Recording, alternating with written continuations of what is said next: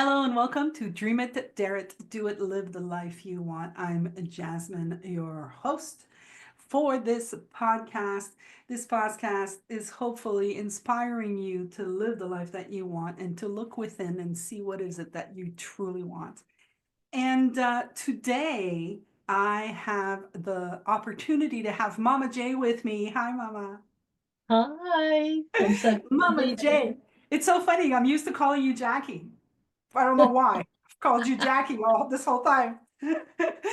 But for those of you who don't know Mama J, she was on, I had her as Jacqueline Hollows or JB Hollows back then. And so we're going to put the link to the past episode, but she's coming back today because she's had major things happen in her life and she's got stuff that she wants to tell us. And so we're going to go right into it. So, how are you doing? Oh, I'm doing really well. Thank you, Jasmine, and I'm really happy to be back here again. Yeah, I'm happy that you accepted the invitation. I'm happy to see that there are new things going on with you now. Guys, if you don't know this, uh, Jacqueline is an author. She's got written books and she's was working with Beyond Recovery. She's going to tell us a little bit about that. And now she's wanting to help people that are 3P facilitator or heart-led leaders. And so she's going to tell us about that. So what happened with Beyond Recovery? Let's start with that. So what happened with Beyond Recovery was actually COVID really killed Beyond Recovery. Oh, So, so when COVID happened, we had a number of contracts lined up. We were supposed to be working with rolling out programs with 11 prisons in the southwest of England, and we had relationships with the violence reduction unit. So things were really, really picking up in 2020. And we'd worked in half a dozen or more prisons at that point, trained a number of facilitators, and yeah, it was all looking really good. COVID happened. And in the prison world, in the justice world, people were locked down like we all were, and I went in and did some work with vulnerable people through the safety custody element. But generally, citizens like us couldn't go into prison anymore, and that was fine. For the first year, we actually developed activity packs and then a distance learning program. And we've still got people writing to people in prison from that distance learning program. And I write for the prison newspaper. So for the first couple of years, that's what we did. And I remember thinking, well, if it's all ended, then I'll do whatever I'm meant to be doing next. Then in 2022, prisons were still locked down. So long after we were all out and about and in normal life, people in prison were still on a 23-hour lockdown. And they weren't letting people come in, faith-based, educational-based, well-being-based. Nobody could come in. And so this limped along for a while.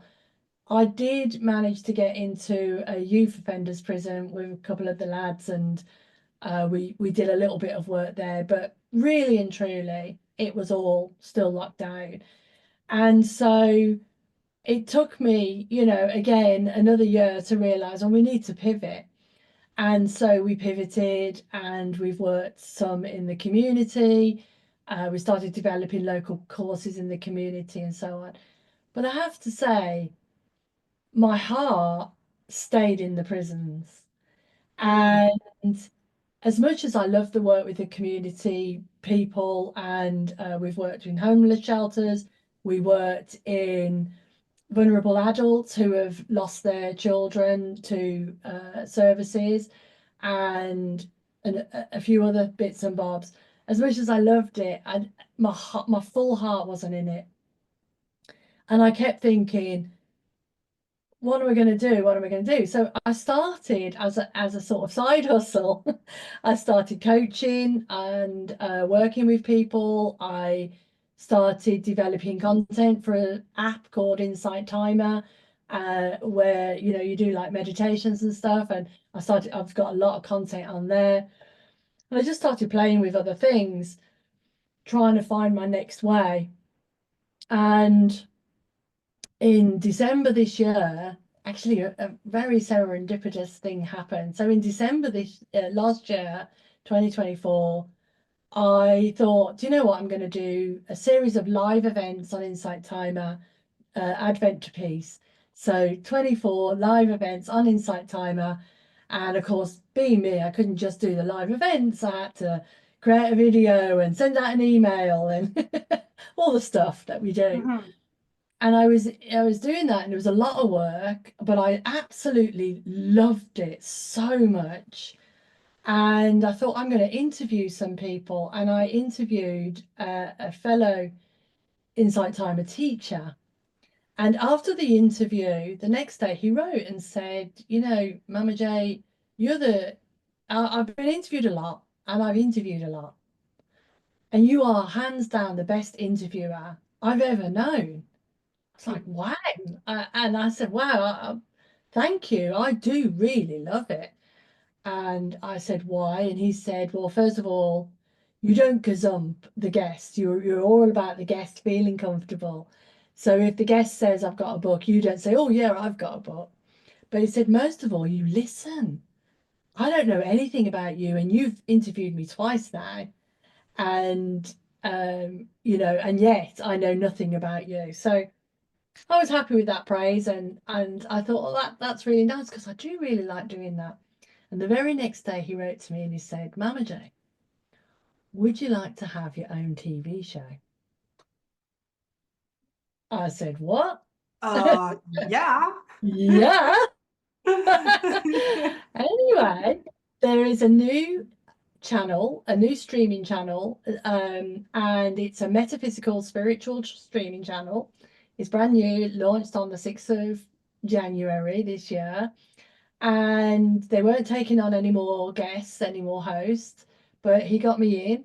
And so I'll be launching my own show on that channel in February. Nice. So cool. I know. So cool. So all that to say, or to sort of indicate that I feel like I made the decision to close Beyond Recovery, and these opportunities came up, fast on the heels of that. And I realized, okay, I've made the right decision here, because all of a sudden there was an energetic spike. I suddenly had opportunities. I suddenly had conversations with people that I wasn't having before, and I realized, okay, this is the right thing, because it was a hard decision. It's my baby. I've run that company for 10 years. Um, I've seen a lot of transformations. I've worked with lots of people. I've trained lots of people, and it was really hard. And I started to think it was me. I was the prison lady. If I'm asked to speak on any podcasts or any events, I'm asked to speak about that work. And it's only really last year when I started to share my own story after I'd released Wing of an Angel. And I realized that, oh, this isn't me. This is just the form of something that I'm doing right now. And by releasing that, I'll be released into what next. Yeah, I love that. I see that. This is what I do with my work. I see that a lot in, the people that come to me. They want to do something, but they're stuck inside a form that they've created, and they're thinking this is how it's supposed to go. And in my experience, if it doesn't flow, there's something in the way, Yeah. and I love that you say that. And I've experienced that for myself as well. It's like sometimes when we just release something, then all of a sudden we're no longer, I'm gonna, if I use the, our 3P language, no longer looking in my head. I'm actually looking in front of me, and now I can see something different than what's in my head. And sometimes I think I'm looking ahead, but I'm not. Mhm. right? Yeah. And creation happens when we look ahead. Yeah. You Yeah. know, you Look, could look, see or look some, beyond is what came to me just then. You know, when you look beyond what you know, yeah, when you look beyond what you think you're meant to be doing, when you look beyond what you have been told you should be doing, when you look beyond, you see something else, and you can't see that from within what you already know. yeah. So, like when you were, looking at beyond recovery, I guess, this there was kind of like there's affection, right? There's like I could hear the affection with the project, and I can hear the like we don't want to let go of that love. Like I get it. I'm like, yeah, but I love doing it. Yeah, but sometimes it's run its course and it's time for you to do something else. Yeah, 100%.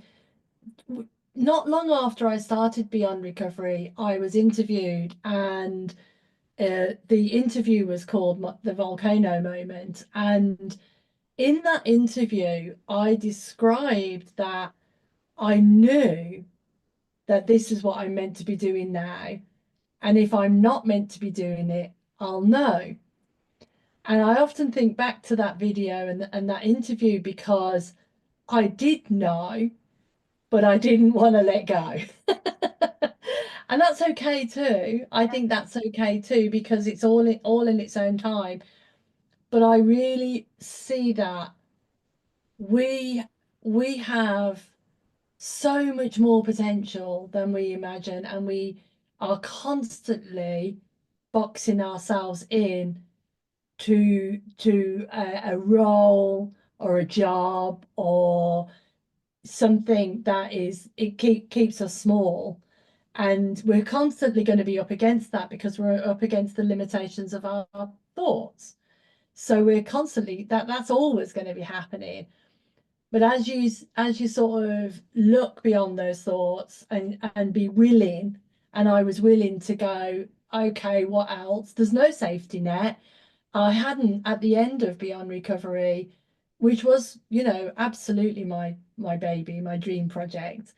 I hadn't had a salary for 3 months. All the signs were there, you Yeah. know, but I was still like, oh no, you're not big enough now. It's trying to wriggle out of my arms, and I wasn't letting it go. And I have a lot of compassion because what I feel like is our challenges teach us compassion for other people. And so I have a lot of compassion for people who are in that position or stuck with that mindset and don't know, that it's safe. But what I found is that really and truly the safety net is always there. And when you leap, you see it's there. And then that again is so invigorating that suddenly you're back in the flow, you're back into, doing something else, being channeled. Life's living you, life's thriving you, and you're able to bring everything back into play again that maybe got a bit stale or got a bit lost when the other thing needed to be let go of. Yeah. It's like the safety net that you made up in your head is not there, but there's one that's there. It's just not the one you made up. Hmm. There's always one there, but you can't even make it up. The one that's there you can't make up. It's like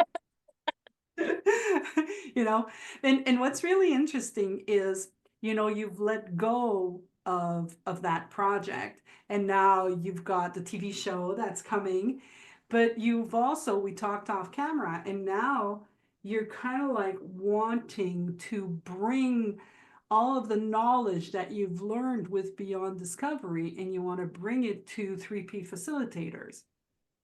That's right. That's right. And it was an interesting story actually because post Beyond Recovery, I've been thinking what to do. There is an income that needs to be made as well. And so, you know, what can I do? What can I do? And a funny thing is, for a while, I thought, well, I'll be a coach then, you know, because people have been coming to me. I coach people, but it's not something that I've really advertised, or even sometimes people say, do you do coaching? You know, they don't even know, but I Yeah. do coaching. So I thought, well, that's what I'll do, you know, and I sort of settled into that groove of becoming a coach and everything else as a business. And I work with a coach. I work with a coach because I, you know, drink the Kool-Aid. And that coach kept saying, you need one thing, you need one thing, you sell one thing, you know, until that's out there. And she kept repeating this. And I was thinking, well, I can't do one thing. Like, that's impossible. But where I reframed it as the one focus. What's my one focus? Yeah. And I was running a workshop. I do workshops on inspired action, something that I'm very passionate about. I was running a workshop in Denmark, which is my second year running this workshop, 2 days sold out. So I was like really happy with that. And I thought maybe this is the direction. And I was in bed and it just hit me like a lightning bolt. I thought, why am I ignoring 12 years worth of experience, 12 years worth of knowledge? Everywhere, even in Denmark, people will come up to me and say, how do you get into prisons? I want to work with the people, the immigrants in the hostel down the road. I want to get into a homeless shelter. People always ask me how to do community-based projects, no matter where I am. And I was lying in bed thinking, isn't it obvious what I should be doing then? I should be helping those people. Like the signs were there. And I thought, well, do you know what? We have a curriculum which I've been training people in for a number of years. But more than that, it's I see innocently a lot of facilitators, coaches, heart-led, and especially socially minded people have a transformation, want to share it with the world, and then get stuck because they haven't maybe got a background in business or social enterprises. They don't know how to get a meeting. They don't know how to do market it. They don't know how to write a bid. Um, they don't know how to get funding. And I thought, well, there's a massive gap, and it's all things that I know about. And you know how they say monetize your skills. So I was like, okay, well, I'll monetize my skills. And as it started to unfold, I started to see a bigger and bigger vision, because then I started to see, if I activate all these facilitators who have this amazing embodied transformation but don't know how to share it with the world, then we could have free principles everywhere. You know.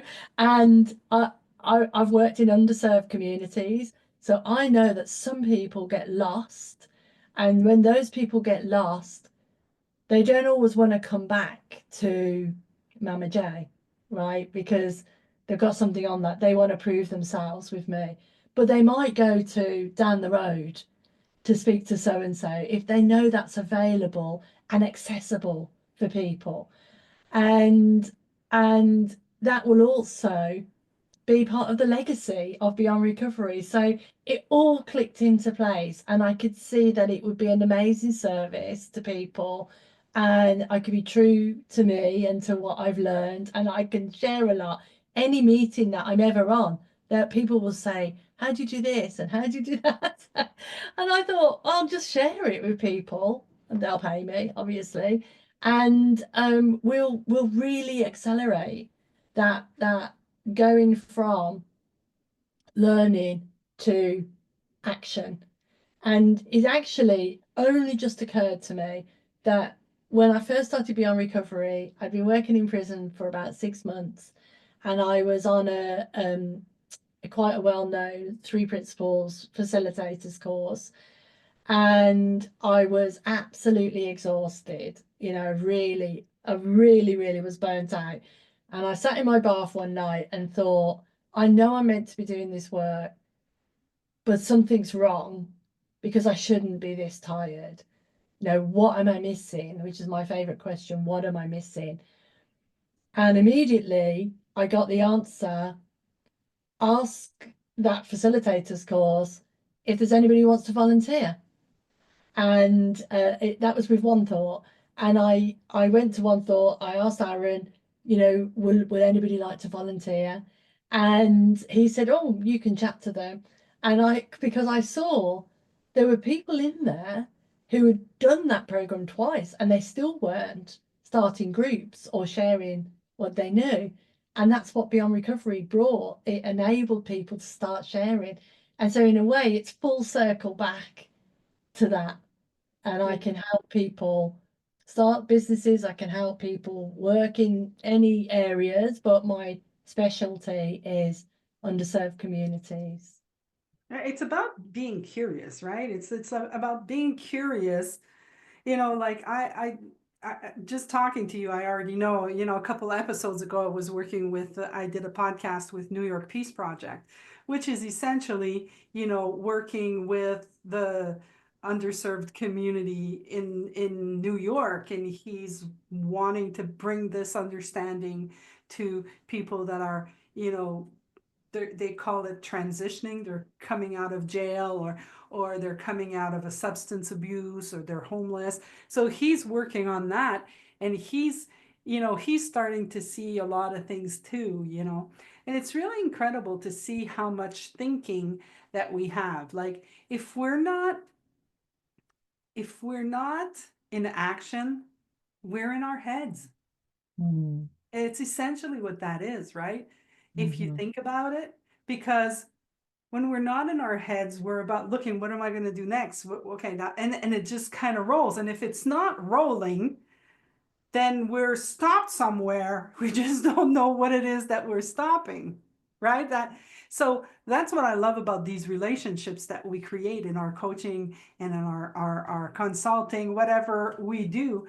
It's about, you know, we want to be in action, we want to move, and we want to do something that's going to put us in the flow and get us to do what we do. Like if I look at, like I was thinking of stopping the podcast. This is what brought me to where I am today, because I was like, okay, did it 6 seasons? Maybe it's time for me to stop it. Maybe boring, you know, like so I got in my head about it. But on the other hand, I was starting another podcast, you know, and then I had all these ideas about the other podcast, and I'm like, wait, what are you doing? Like, why? So now it's kind of like, okay, I'm going to refresh my podcast. I'm going to, you know, I'm going to reach out to all these people that I've talked to, because this is the beauty of, you know, my seasons, all of the seasons. I spoke with beautiful people that have fantastic hearts, that have beautiful programs. And I'm just like, I look at how in the world of social media and in the world of everything that we have, I feel like this understanding gets lost because we're not about screaming it. We're a gentle nudge, right? We're a gentle, no, but look there, look at that. You know, and then we've got this person out here saying, no, it's about doing this, you know. And then I thought, well, how can I contribute? And then this is how I did it, you know. And I'm still doing the interviews. I still like to do the interview series, but like a lot of my colleagues and friends reached out to talk about what they're up to now. And that's Yeah, what I love about it. yeah, beautiful, beautiful. I love that as well, that it's not, it reminds me of you don't have to throw the baby out with the bathwater. So you can start fresh, you can reset, you can repurpose. I talked about Insight Timer. I do a live on Insight Timer, which I also stream to another platform, which I then repurpose as a video. for YouTube, which I also repurpose as a course for Insight Timer, you know, so nothing's wasted, if you like. And if we think about our lives and our roles, we can refresh. I could have refreshed Beyond Recovery, and somebody has actually asked me this, why didn't you just do that in Beyond Recovery, what you're doing now? And that has occurred to me, and I wondered about that. And it has occurred to me from time to time to do that, the very thing that I'm planning to do now. But there were a few things. For me, I couldn't see what was next until I cleaned up what I'd got. And what I'd got had got overly complicated, too many things, trying different things, grasping, you know, doing this, doing that, none of it coming from the real surge of energy, you know, all coming from trying to keep it going. Push, let me Push, push. push, yeah, push. And when it came to about October, I can get, I'm a good fundraiser. I can get funding, you know, it doesn't trouble me to do that. And I just thought, oh, do I really want to do that? And that's a sign. That's a sign that you don't want to do that. That's a sign. And it isn't a sign, and it's not a sign of not do any action. It's a sign of this is not the action, there's something else. Yeah. And to your point, so then you look again and you say, okay, well, what do I need to be doing then? And it might take you a while. It took me a little while, but I knew not to do that. I knew, right, okay, that's not what I'm doing. So therefore the money is going to run out. If I'm not applying for grants and I'm not going for funding, the money's going to run out. So let's see what happens next. So there was a little bit of that. But I couldn't see what was next until I'd cleaned all of that up. And that was one reason. But there was another reason as well, which is when I was running a social enterprise, I did so much for free. So much. I've consulted with people around the world. People have started things because of the consultations that I've given them, and always free, free, free. And 2 years ago, I realized if you want to be paid for stuff, you can't keep doing stuff for free. Like, it's just the way it works. You can't tell the universe, oh yeah, I'm available for free for everybody, and then get paid. And so I'd started to cut off all the free stuff that I was doing. But I had this mindset that no one would pay for that course, no one would pay for that program. And so I couldn't have run it under Beyond Recovery. Whereas now, for whatever reason, I've freed myself of all of that baggage and all of that thinking and all of that shoulds. I should give this away because it's a spiritual understanding and da da da, you know, should share my experience. I've freed myself from all of that. And for whatever reason, I had to end Beyond Recovery to be able to free myself. And that was the catalyst, you know. And now I see, oh yeah, I can offer this to the world. I'm not ashamed to charge for it. I think that I can help people. There's a new little burgeon. There's a little flower coming. It's like there's a little bud coming out now. You're just there. It's coming. It's coming. It's gonna grow. I can see Yeah, it. yeah. It's really cool. I'm happy for you. Thank This is you. great. So before we, because we haven't really talked about the program, and I think we've done our time. But when is your, so you have a program coming? Like, we want a name, we want a when, we want where do we sign up, and what is it about? Well, the easiest thing is that I'm running a series of masterclasses in February, which are going to be slithers about the program so that people can get a taster. They're free and they'll be on a Thursday. Well, the first one's on a Thursday, which is a bit inaccessible for the global audience because it's at 10 a.m. But if they sign up, I'll get them the replay, and I'll do the next ones later. The program at the moment, its working title is the three principle impact facilitator Impact. accelerator. Yeah. And what it is, it's for people who want to share but feel stuck. So they want to start groups, they want to work in certain places, they want to get contracts, but they feel stuck. It might be confidence, it might be they don't know how to ask for money, or have those conversations, the door openers. It might be funding, or it might be just some practical tips. One being, for instance, here's a free one for you. Nobody wants to hear about the free principles. You can't walk into a new organization and say, I've got this thing called the free principles and it's amazing. Everybody's going to glaze over. So you have to find ways of talking about your transformation and what you see is possible, and listen and find the gaps that they're struggling with. And then you say, I've got something that can help with that. So it's, stuff like that, the way that I've been able to get in, door openers and so on, and fun along the way. It's a Mhm. 60-day program. The promise is that you'll move from where you are now to action and impact in 60 days. And I believe that's entirely possible. Obviously, the people have to do the work, and I will just be there guiding along the way. And it starts on the 10th of March 2025. So very soon, because I'm running a curriculum. I also still train on the curriculum. So I'm running a curriculum training on the just before that, for 3 days, and then I'm going to start this new program. But I'm thinking right now it's going to be a rolling program. So the first cohort, then we'll keep going. And what I really want to do is create a community of people that can help each other.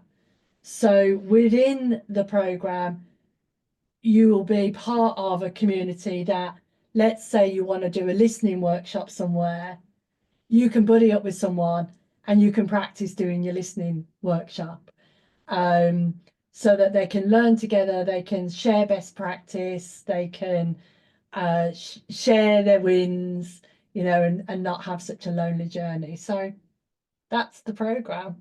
Yay. Yay! I'm happy for you. Listen, it's what's really cool about what you're talking about is when we get into this community of the three principles, it's kind of like they're pointing you inside and they're pointing you inside and they're pointing you inside. And it's great. That's where we want to go, right? We want to look within because that's where what's actually what you want. But sometimes at some point we need to see the practical side of it. Like that, so that's my experience. I do that a lot too in my business. A lot of people come and they say, okay, I want to launch this course. How do I do it? Okay, well, now you know what you want to do. Let's see. How is it working right now? Like, we can do videos, we can do emails, we can do social media, we can do ads, we can do which one works for you, and they're like, I don't know, and then we just go into it. Okay, well, let's look at it. Do you have funds? I don't really have funds. Okay, so we're not going to do ads. So, so we kind of like, we're working through the actual action of doing it, and we're guiding people on how to do it. Yeah, But they still have to go within. They know what's the program that they want to do. They know what they want to talk about. I love what you just said about, don't come in talking about the three principles. And that's one thing that I'm trying to do as well. Not in these episodes, obviously, because we're both three principles people, so we talk about it a lot. But I try and do my best, because I know that a new listener hears three principles and goes, what kind of sect is this now? What cult is this? It's not a cult. It has nothing to do with that. But if that's the first thing you're looking at when you hear the word three principles, then I've already lost you. So it's kind yeah, of like, how do you reach people who don't have this understanding? And that's yeah, kind of like, find a way in their language, right? yeah, yeah, absolutely. And the biggest thing for me has been listening and listening to where their problems are, because often I'm just thinking about the homeless shelter we worked with down the road. They've got courses in place, they've got well-being in place, they've got stuff in place that's working. What's not working?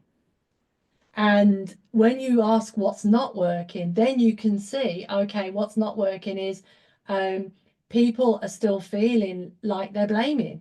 They're blaming everyone. They're not there's no self-efficacy. They're blaming everyone for their circumstances, and we can't seem to help them past that. Great, I can definitely help with that. Yeah. And so you look for the gaps, you look for what they're struggling with, and then you offer, if you feel you can, you offer to help with that. And you don't Yeah. have to be all things to all people. And of course, we know once you get in, all boats rise with the tide, and all sorts of things change, and everything else. But in actual fact, to get in, you have to speak their language, you have to understand what they want, and then you have to be able to say that you can offer that. And it's most meetings I've ever had, the people walk away saying, "Oh, I feel like I've just had a retreat." That's what you want them to feel. Yeah. You want them to I feel. I think there's a big issue. Like I've had a client that came to me, like this was a new lead. She came to me and she said, "Here's what I want you to help me do. I want to create my client avatar." Now you see how that thing is going on, like create your client avatar thing. And I'm like, I looked at her and I said, "No, I'm sorry, I'm not going to do that." And she was like, "What?" I'm like, "No, I don't do that." Like, you have zero clients. So we're going to create an avatar for you. We're going to make it all up in both of our heads. And then we're going to mark it to the thing that we just made up in our heads. And that person actually doesn't exist. And then you're going to be all pissed off because you did all this work and it's not working. And then you're going to start thinking, I'm stupid. And then you're going to start thinking, you're stupid. And then you're going to start thinking, you shouldn't be doing this. It must be a sign. Then we're going to get into our heads. And that's it. So I want you to go out there and I want you to talk to people. Get curious. See, you know what you do. Go talk to people. And when you hear something that you can do to help, offer. And your client base is going to get created. And then after that, you won't even need to make up who your client avatar is because you're going to have your client avatar. And now you're going to have actual real clients that you can talk to, you know? Yeah, But yeah, it's like telling people this is so hard because they've been, drained with stuff. Do it this way, do it this way, do it this way.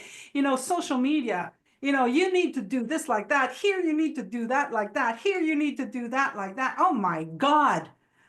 Like, I'm like, no, I don't listen to any of that. What do you want? What is it that you want to do? Well, I like to talk on social media. Okay. What do you want to do? Like it's kind of like just like, and it's funny, I took Michael Neal's Super Coach Academy, right? And I remember this whole conversation, everybody's like, how are you going to charge? What are you going to charge? And Michael's like, okay, forget all of that. Do you want to charge 20 bucks an hour? And I'm like, no. He says, okay, so you know that. Do you want to charge $1,000 an hour? I'm like, no. So we just did this exercise until it was kind of like, yeah, I think that's it. Okay, then charge that.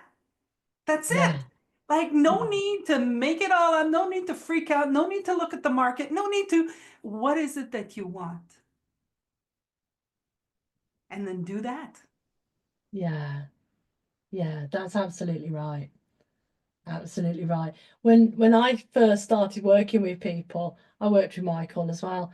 And when I first started working with people, I was comfortable at £25 an hour. That's what I was comfortable with.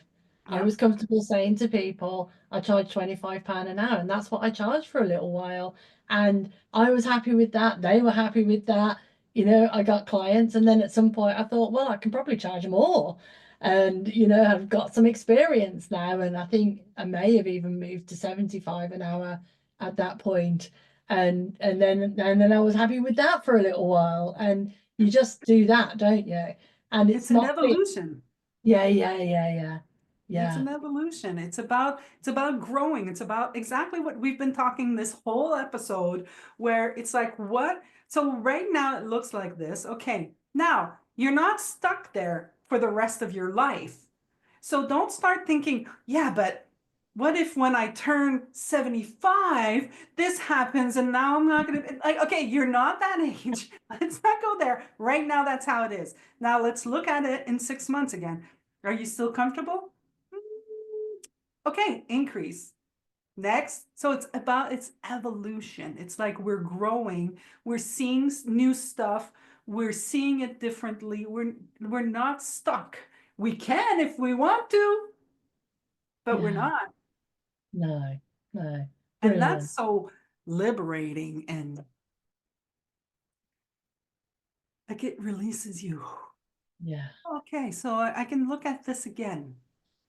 I'm going through stuff with my father right now, and it's big. It's a big thing for my mind. For the inside of Jasmine, the I gotta take care of that. It's a big thing. And I keep repeating, okay, one step at a time. So he calls me, okay, Dad, today you're just doing that. Don't think about all the other things.